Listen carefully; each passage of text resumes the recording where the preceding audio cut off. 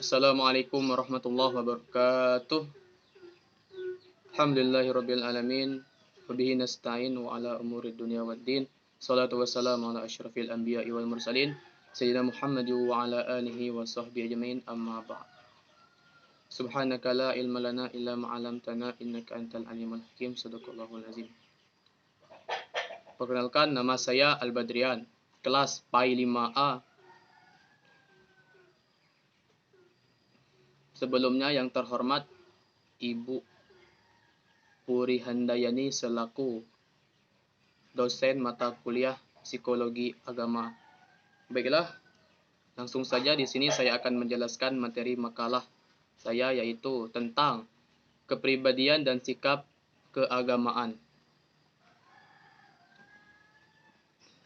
Baiklah, yang pertama itu pengertian kepribadian. Jadi kepribadian itu adalah tingkah laku yang ditampakkan ke lingkungan sosial mengenai diri yang diinginkan agar dapat ditangkap oleh lingkungan sosial.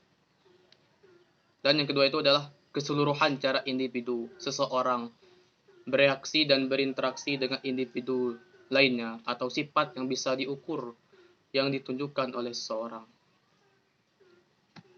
Lanjut, pembentukan kepribadian. Yang pertama itu, kepribadian seorang itu bisa dibentuk yang pertama lewat keluarga di rumah. Jadi bagaimana seorang orang tua berinteraksi dengan seorang anak, bagaimana tata keramanya, ucapannya, perbuatannya, itu bisa mempengaruhi kepribadian seseorang. Yang kedua itu ada sekolah. Jadi di sekolah ini banyak sekali kepribadian yang bisa terbentuk dari seseorang. Misalnya interaksi seorang guru dengan muridnya. Jadi seorang guru ditekankan harus memiliki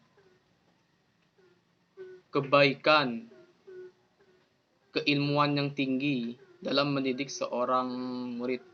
Karena bentuk dari sikap seorang guru bisa mempengaruhi pendidikan kepribadian seorang murid. Yang ketiga itu ada sosial budaya, yaitu mengenai, ini sangat berpengaruh dalam pembentukan kepribadian seseorang. Misalnya, seorang anak ini dibesarkan di daerah pergunungan dengan seseorang anak yang dilahirkan di daerah perkotaan. Itu sangat berpengaruh sekali kepribadiannya. Yang terakhir itu ada faktor alam, di mana faktor alam tersebut mengenai geografisnya, tingkat kesuburannya, itu sangat berpengaruh. Bagaimana seorang anak itu bisa hidup, dilahirkan dalam keadaan tandus misalnya dan gersang. So anak itu bisa jadi pembentukan kepribadiannya itu memiliki temperamen mental yang tinggi. Beda dengan anak yang dilahirkan dalam keadaan yang subur. Itu memiliki kepribadian, bentukan watak yang lembut. Dan beda juga dengan anak yang dilahirkan dalam keadaan terbuka, misalnya kan dalam keadaan lingkungan yang terbuka.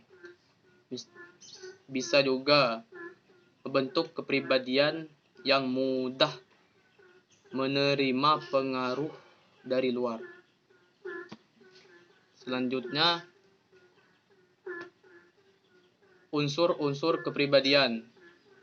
Ada 3. Yang pertama itu aspek-aspek kejasmanian, meliputi tingkah laku luar yang nampak. Jadi seorang itu bisa terlihat itu bukan hanya di dalam saja, tetapi di luar. Bagaimana zahirnya, kelihatannya, melihat dari segala ucapannya, tingkah laku dan perbuatannya itu menunjukkan kepribadian seorang tersebut. Yang kedua itu adalah aspek-aspek kejiwaan, meliputi aspek-aspek yang tidak segera nampak dilihat, batin. Yang ketiga itu adalah aspek-aspek kerohanian, meliputi kejiwaan yang lebih abstrak, yaitu meliputi filsafat hidup dan kepercayaan seorang.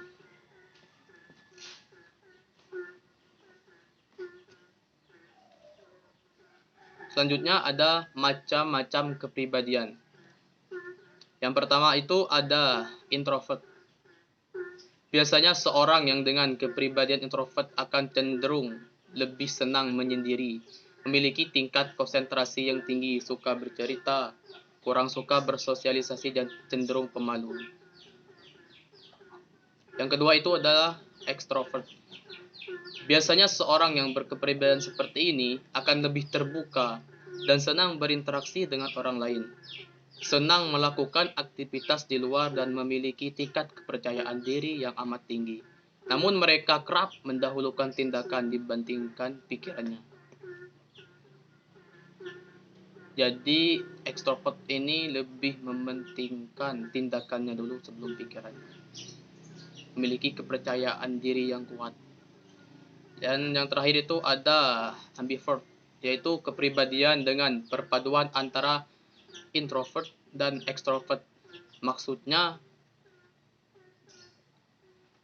dia ini konsisten, bisa menempatkan sesuatu pada tempatnya. Kapan dia harus introvert, diam, dan kapan dia harus extrovert, terbuka. Ada kalanya dia diam, ada kalanya juga dia terbuka pada seorang. Baik, selanjutnya pengertian sikap keagamaan. Dengan artian secara bahasa, integrasi secara kompleks antara pengetahuan agama, perasaan agama, serta tindak keagamaan dalam diri seorang.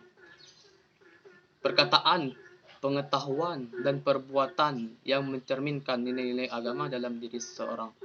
Maksudnya ini keadaan yang ada dalam diri seseorang yang mendorongnya untuk bertingkah laku sesuai dengan kadar ketaatannya terhadap agama.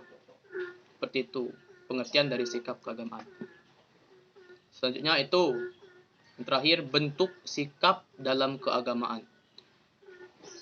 Yang pertama itu ada pluralitas. Maksudnya kesediaan untuk menerima keberagaman, baik suku, adat, ras, agama, dan sebagainya. Yang kedua itu ada sikap dalam keagamaan, yaitu demokratis, yaitu maksudnya dengan masyarakat yang selalu bertindak dengan landasan musyawarah. Itu dalam pengertian dari demokratis versi agamanya. Maksudnya itu musyawarah. Karena Indonesia ini bukan termasuk negara Islam, tetapi negara yang mayoritasnya itu berpenduduk Islam, tetapi negara-negara demokrasi. Harus dengan musyawarah mufakat. Terakhir itu adalah toleransi, yaitu menghargai tenggang rasa, maksudnya itu membiarkan pendapat, keyakinan dari seseorang. Salah satu kunci terciptanya kerukunan umat beragama dalam bermasyarakat, yaitu adalah rasa toleransi. Bagaimana rasa menghargai kita antar sesama muslim, tapi ada yang lebih penting.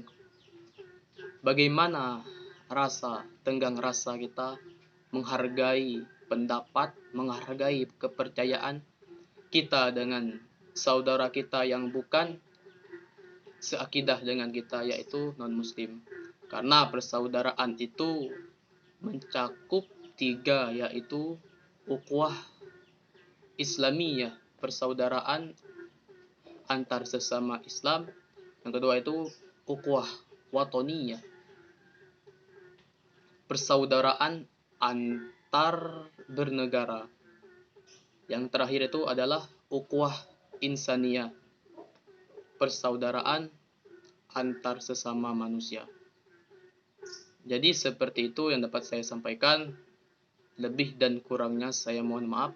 Kepada Allah saya mohon ampun. Wabillahi taufiq wal hidayah waridho wal inayah.